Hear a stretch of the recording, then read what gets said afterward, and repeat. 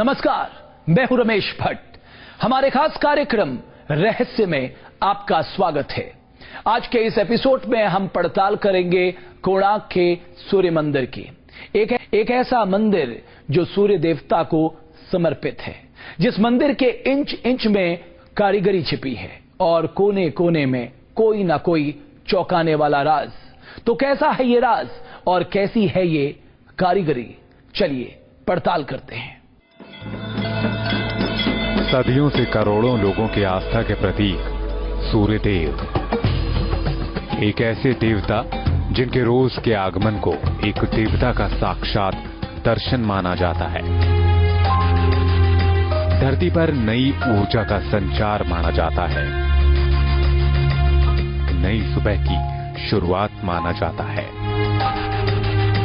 और जिनके आगमन के साथ ही हजारों श्रद्धालुओं के हाथ प्रार्थना में जुड़ जाते हैं। उन्हीं सूर्य देव की आस्था में हिंदुस्तान में एक ऐसा मंदिर बना जिसके प्रतीकों ने हर किसी को हैरान कर दिया। सदियों तक सवाल उठते रहे कि आखिर बंगाल की खाड़ी के किनारे धरती पर बना पत्थरों का ये विशालकाय रथ किसका है।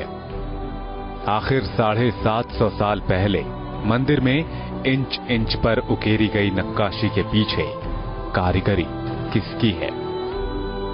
आखिर अपने अवशेषों में भी विज्ञान समेटे संरचना की कहानी कैसी है। इन्हीं सवालों के साथ हमारी तफ्तीश घूमी उस मंदिर की ओर जो 12 एकड़ में फैला है, जिसे 12 साल में बनाया गया है, जिसमें 1200 मजदूरों की मेहनत छिपी है, जिसमें रथ के 12 पहिए लगे हैं जो 4 पहर के 12 घंटों का वक्त बताता है। और मंदिर में छिपे इस राज की पड़ताल के लिए न्यूज नेशन की टीम पहुंची ओडिशा के कोणार्क सूर्य मंदिर। हम उड़ीसा के कोणार्क में हैं और कोणार्क का नाम सामने आते ही लोगों के जहन में उभरता है एक नायाब मंदिर, सूर्य मंदिर, कोणार्क का सूर्य मंदिर। ये सूर्य मंदिर सिर्फ देखने में ही नायाब नहीं है, इसके साथ सिमटे हैं बहुत सारे राज। कौन थे वो शिल्पी जिन्होंने इसको तैयार किया, किस तरह साइंस और आर्किटेक्चर का यहाँ मिलन कराया गया और कहाँ ये सैकड़ों साल तक रेत में रहा। आखिर हम उस मंदिर परिसर में थे जहां हर साल कोणार्क महोत्सव मनाया जाता है। एक ऐसी रात जब महोत्सव का आयोजन होता है और रात के अंधेरे में मंदिर चौंधिया उठता है, तो वाद्य यंत्रों की थाप पर नृत्यांगनाओं के ताल से पूरा परिसर गूंजने लगता है।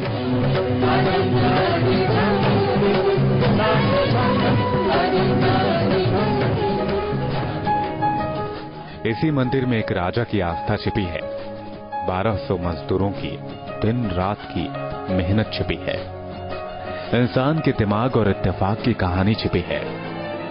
कलिंग शासन का इतिहास कहता है कि सूर्य भक्त राजा नरसिंह देव प्रथम ने जब ईश्वर को एक सबसे बड़ी भेंट देने की ठानी तो वो साल था 1238, जब मंदिर में 1200 मजदूर लगाए गए और इसके 12 साल बाद 1250 में जो मंदिर बनकर तैयार हुआ उसे विश्व धरोहर माना गया।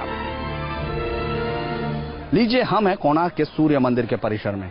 ये मंदिर बाहर से देखने पर जितना भव्य लगता है, अंदर आते आते इसको देखकर आपकी हैरानी लगातार बढ़ती जाती है। इस मंदिर को 13वीं सदी में नरसिंह देव ने बनवाया था, जो पूर्वी गंग वंश का शासक था। कहा जाता है कि नरसिंह देव ने कहा था कि 1200 कारीगर 12 साल तक इस मंदिर के अंदर रहकर इस मंदिर को बनाएंगे और उससे पहले कोई बाहर नहीं जाएगा। 1200 कुशल कारीगरों की 12 साल की मेहनत का ये जब सामने नतीजा आया तो दुनिया में कहा जाता है कि इतना खूबसूरत सूर्य मंदिर और कहीं नहीं है। कहते हैं कि अगर गंग राजवंश के शासन को पढ़ना हो तो उसकी कहानी लिखी है कोणार्क के सूर्य मंदिर में, जो उड़िया आर्किटेक्चर का बेमिसाल नमूना है, जिसमें महीन से महीन नक्काशी मिलती है तो विशाल से विशाल ढांचा और उस ढांचे में रखी मूर्तियां भी मिलती हैं। जिस मंदिर में जितनी महीन कारीगरी मिलती है उतना ही विशाल संवाद मिलता है। पूर्वी दिशा से जैसे ही आप कोणार्क मंदिर के अंदर घुसते हैं तो आपका सबसे पहले सामना होता है शेरों की एक जोड़ी से। इस शेरों की जोड़ी के साथ ये सिंह द्वार कहलाता है। इसके पीछे नृत्य मंडप और उसके पीछे जगमोहन, और भगवान सूर्य की पहली किरण गर्भगृह में स्थित सूर्य की मूर्ति पर जाकर पड़ती है। शिल्पियों ने इसको इसी तरह बनाया था। इस पूरे मंदिर में अगर हम देखेंगे तो 3 द्वार हैं, एक सिंह द्वार, दूसरी तरफ हाथी का है हाथी द्वार, और एक तरफ अश्व द्वार, यानी तीनों तरफ शक्ति, साहस और पैसे के साथ इन तीनों को जोड़ा गया है। चूंकि ये एक रथ है, इसीलिए इसमें पीछे की तरफ कोई रास्ता नहीं दिया गया, 3 द्वार इसमें बनाए गए हैं। वो युग था युद्धों का, और उन युद्धों के ही प्रतीक के तौर पर उतारा गया इन शेरों में। मंदिर के मुख्य द्वार पर दिखने वाले 2 शेर, जिन्होंने युद्ध लड़ने वाले 2 हाथियों को दबोच रखा है। लेकिन प्रतीकों का ये संगम यहीं खत्म नहीं होता। शायद आज हाथियों के नीचे देखना भले ही मुमकिन ना हो, लेकिन इन हाथियों के नीचे दबे हैं बेबस इंसान। आप इसे प्रार्थना कहें, अभिलाषा कहें, मन्नत कहें या फिर फरियाद, सूर्य देवता में आस्था रखने वाले एक राजा ने ऐसा मंदिर बनवाया। जो मंदिर सूर्य देवता के काल्पनिक रथ के आकार का है, जिस रथ को सूर्य के 7 रंगों की तरह 7 घोड़े खींचते हैं, जिसमें 24 घंटे की दिनचर्या की तरह 24 पहिए लगे हैं, जो पहिए सूर्य की रोशनी से घंटा और मिनट में वक्त बताते हैं, जिस मंदिर में कभी टनों भारी मूर्ति हवा में लटका करती थी, जिस विशालकाय मंदिर का प्राण उसके शिखर में बसता था।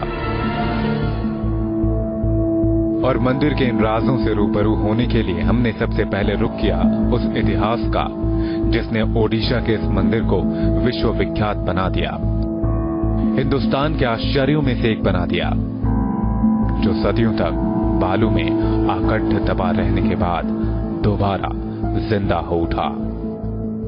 हमारे सामने सवाल था कि आखिर ये किसकी कल्पना है जिसने सूर्यदेव की आस्था में एक जटिल संरचना खड़ी कर दी।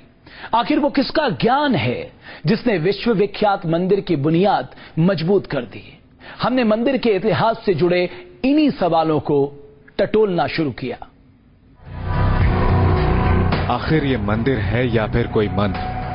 आखिर ये एक संरचना है या फिर किसी सपने का साकार होना? आखिर इस मंदिर को बनाने में कैसी मेहनत छिपी है, कैसा ज्ञान छिपा है और कैसी मजबूरी छिपी है? इन सवालों का जवाब मिलना शुरू होता है भगवान श्री कृष्ण की एक कथा से। धर्मों में जो कथा मिलती है उसके मुताबिक इस धरती की मान्यता जुड़ी है भगवान श्री कृष्ण के बेटे सांबा से, जो शाप से कुष्ठ रोग का शिकार हो गया। कथा है कि तब यहां न मंदिर था न सूर्य देव की मूर्ति, और उस वक्त सांबा ने चंद्रभागा नदी के किनारे और नीले सागर के सामने यहीं से प्रार्थना शुरू की। वो 12 साल तक लगातार तप करता रहा और आखिर में उसे जीत भी मिली। वो कुष्ठ रोग से मुक्त हो गया। जब ये मंदिर बना था उसी टाइम में समुद्र नदी यहीं पे था। समुद्र नदी मिलन पर मंदिर बना हुआ।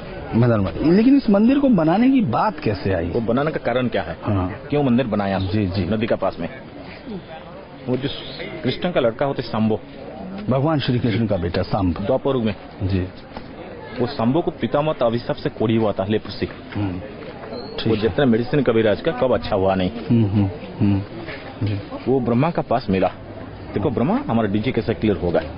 ब्रह्मा इनको बोला, देखो बेटा आप एक काम कीजिए, यहाँ पे एक चंद्रभागा नदी और समुद्र दोनों संगम है, आप वहीं पे जाएंगे, तपस्या करेंगे, सूर्य का उपासना करेंगे, 12 साल करने का बाद अपना रोग अच्छा हो जाएंगे। ब्रह्मा उनका आदेश लेके शंभो इधर आया, 12 साल तपस्या किया। 12 साल में 3 किस्म का मेडिसिन यूज किया था। पहला नंबर मेडिसिन होते समुद्र का नमक पानी में नहाने का। नमक पानी कोढ़ी रोग के लिए अच्छा है, स्किन डिजीज के लिए। नंबर 2 मेडिसिन होते हैं सूर्य के उदय प्लेस से होते हैं। जब सूर्य निकलेंगे सुबह, सूर्य का पहला रोशन उनका शरीर में गिरना। नंबर 3 मेडिसिन होते हैं मंदिर के चारों बाजू में ज्यादा नीम का झाड़ है, वो नीम का हवा लगता है उसका शरीर में। तीनों मेडिसिन यूज करके 12 साल कंप्लीट होने का बाद में शंभो उड़ीसा अच्छा हो गया। जो उड़ीसा का राजा थे नरसिंह देव, इन्हीं का माता जी ने सूर्य के पूजक था। इन्हीं का कुछ लड़का उड़का नहीं था। वो सूर्य को पूजा करके नरसिंह को पैदा किया। जब नरसिंह जब बड़ा होकर राजा हो गया 1238 में, उनका माँ बोला तो बेटा आप तो अभी उड़ीसा का राजा हो गया, सिर्फ सूर्य का उपासना करके जो कोढ़ी रोग अच्छा हो गया, आप जब एक सूर्य का मंदिर बना देगा नदी का पास में, उड़ीसा का ज्यादा कोढ़ियत में अच्छा होगा, अपना कुछ नाम रहेगा, हमारे कुछ नाम रहेंगे। इसलिए माँ का आदेश ले संभव 12 साल के अंदर में कंप्लीट हुआ बोल के 12 एकड़ जमीन, 1200 कारीगर, 12 साल टाइम दे के ये मंदिर को बनाया। अगर जनश्रुतियों को इतिहास का मौखिक सफर माने तो सांबा के 12 साल के तप ने ही कलिंग के राजा नरसिंह देव प्रथम को सूर्य देव का मंदिर बनाने का सपना दिया। नरसिंह देव ने 1200 मजदूर बुलाए और ठीक 12 साल में 12 एकड़ में मंदिर तैयार करने का फरमान सुनाया। एक ऐसा मंदिर जो बलुई पत्थर से बना है, लेकिन जिसमें लगाने के लिए दक्षिण भारत से ग्रेनाइट मंगाया गया। सूर्य मंदिर को 98 फीट ऊंचा बनाया गया और उसमें नक्काशी की गई। नृत्य से आराधना के लिए नट मंडप बनाया गया। मंदिर को ऐसी दिशा दी गई कि सूर्य की पहली किरण नट मंडप से होते हुए गर्भगृह तक पहुंचे। बताया जाता है कि 1200 मजदूरों ने 12 साल में पूरा मंदिर तैयार कर लिया, लेकिन आखिरी दिन तक 52 टन का चुंबक छत तक नहीं पहुंचा सके। सभी के सर पर मौत का साया मंडराने लगा। 1200 मजदूर अपनी बलि दिए जाने की उल्टी गिनती गिनते रहे। कहा जाता है कि मुख्य वास्तुकार विशु मोहराना के 12 साल के बेटे धर्मपत मोहराना ने रात के अंधेरे में छिपकर अपने पिता का अधूरा काम पूरा किया।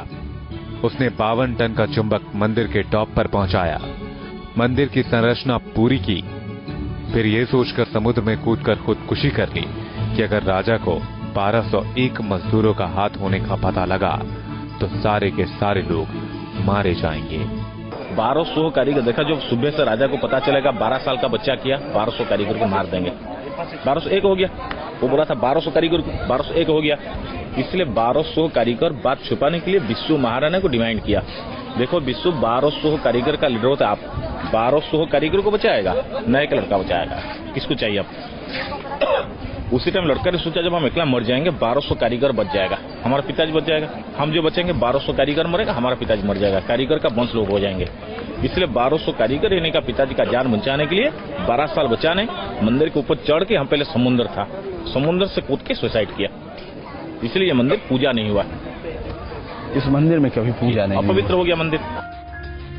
जनश्रुतियों की माने तो वाकई मंदिर का पहला दिन एक 12 साल के बच्चे की मौत के नाम रहा।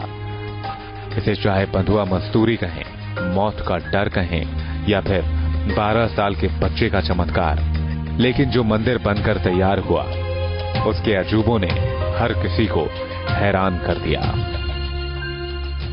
अगर आप मंदिर को देखेंगे तो इसकी नक्काशी आपको आकर्षित करेगी, लेकिन कारीगरी देखेंगे तो आप हैरान रह जाएंगे। इस मंदिर की खासियत यह है कि इस पूरी संरचना को एक मैग्नेटिक टॉप ने बचाए रखा। इस मंदिर में सूर्यदेव की फ्लोटिंग प्रतिमा थी और 750 साल पुराना मंदिर का सनडायल सटीक वक्त बताता है। इस मंदिर में राजा नरसिंह देव प्रथम की कल्पना छिपी है। इस मंदिर में मुख्य आर्किटेक्ट विशु मोहराना की कारीगरी छिपी है।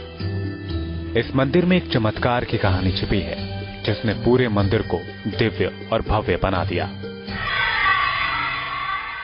कहते हैं कि मंदिर में नट मंडप सबसे पहले बना, जहां नृत्य के जरिए सूर्य देव की पूजा की जाती थी और उसी नट मंडप से होकर सूर्य की पहली किरण सूर्य देव की प्रतिमा पर पड़ती थी।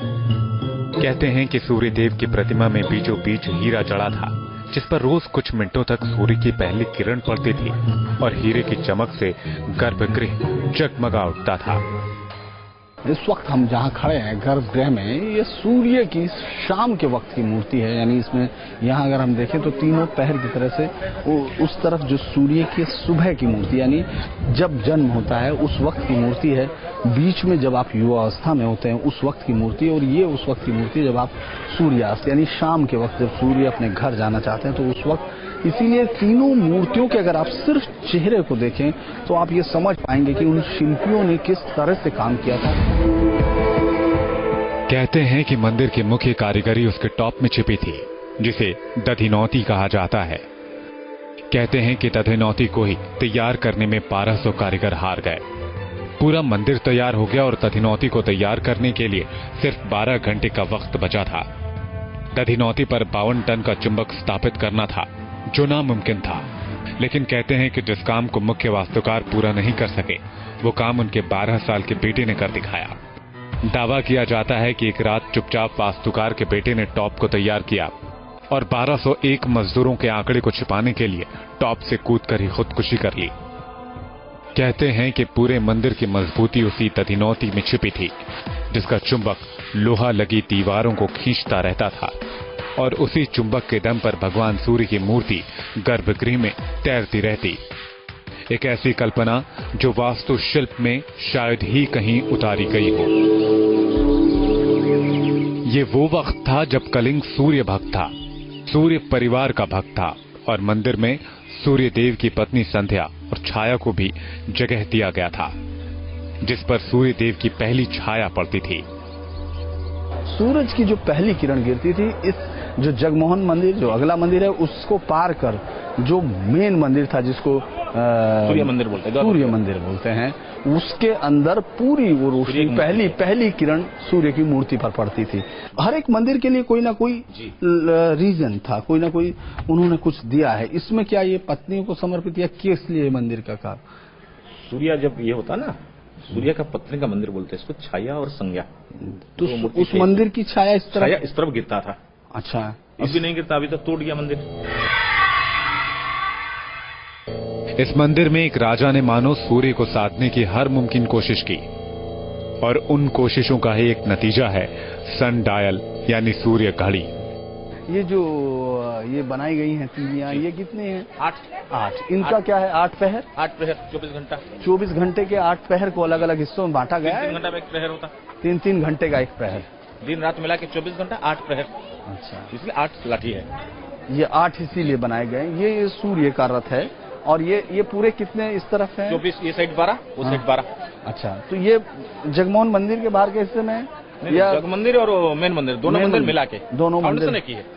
एक ही फाउंडेशन पर 2 मंदिर खड़ा है। सूर्य मंदिर में बने इस डायल में 24 पहर का वक्त मिलता है। 3-3 घंटे पर 2 बड़ी सुइयां मिलती हैं, तो उनको बीच में एक छोटी सुई काटते हैं। इसी सनडायल में बीड्स मिलते हैं जो मिनट बताते हैं।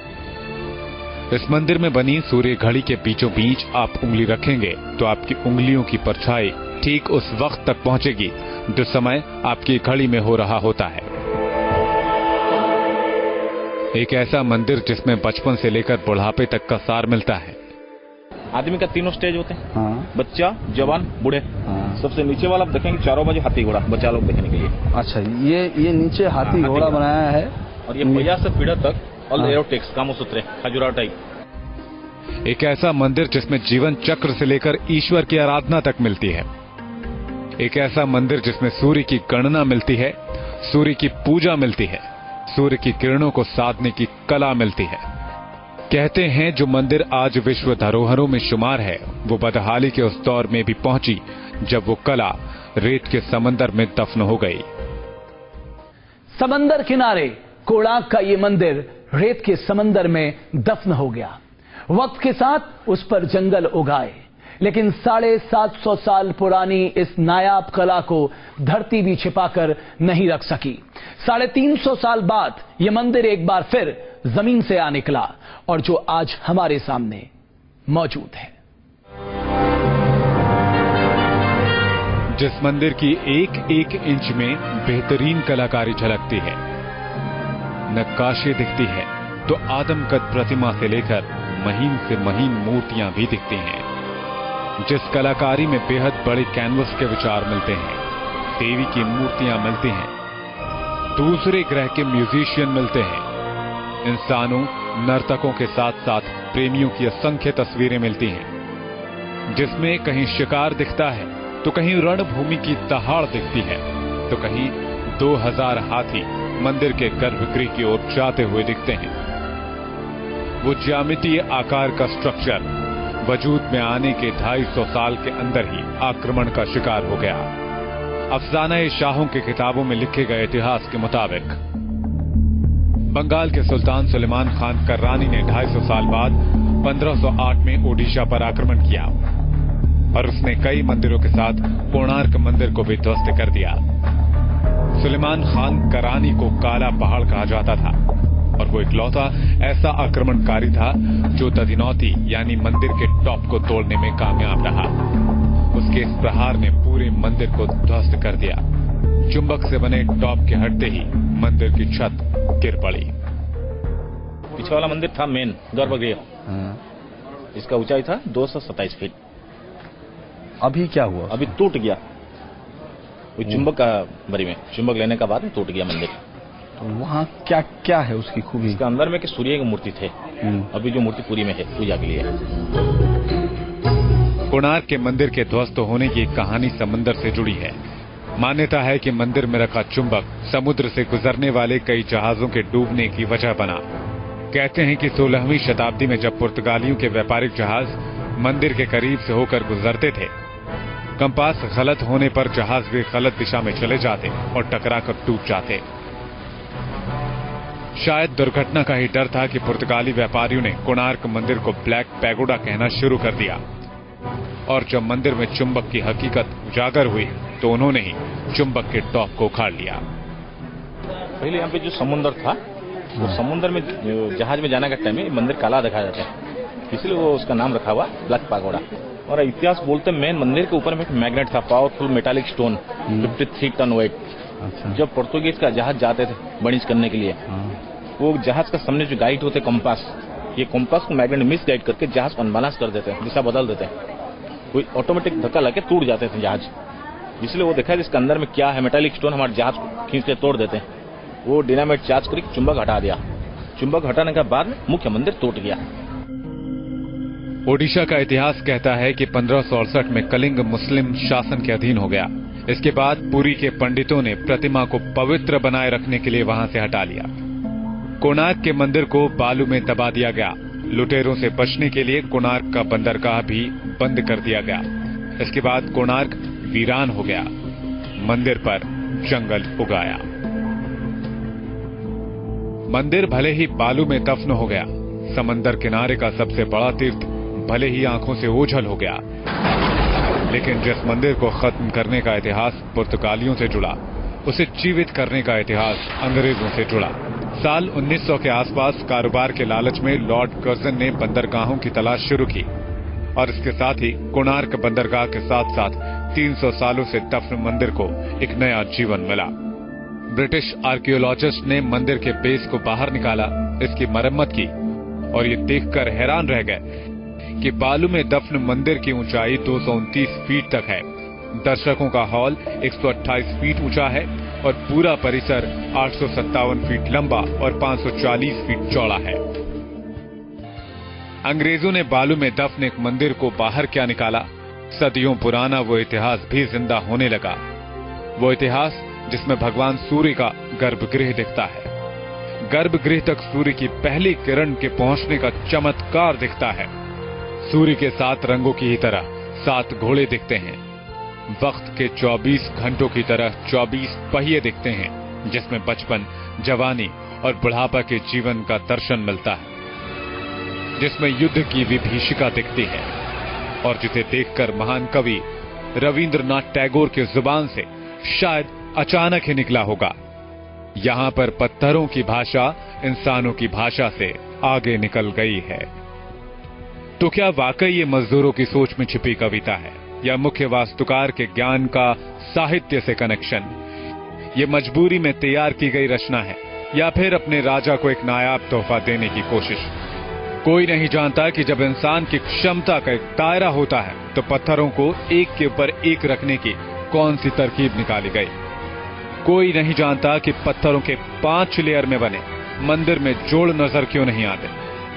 कोणार्क का यह सूर्य मंदिर ऐसे कई राज समेटे हैं जो वास्तुकला का नया अध्याय खोलता है। ईंट पत्थरों में चुंबक के इस्तेमाल का तरीका बताता है। कोणार्क का सूर्य मंदिर ट्रायंगल का एक सिरा है जो शायद आज हमारे सामने मौजूद नहीं होता अगर अंग्रेजों के मन में बंदरगाह का लालच पनपा नहीं होता। लेकिन एक सच ये भी है कि कितने मंदिर जमीन में ही दफन रह गए, ये कोई नहीं जानता। तो आज के इस शो में बस इतना ही। आप देखते रहिए न्यूज़ नेशन।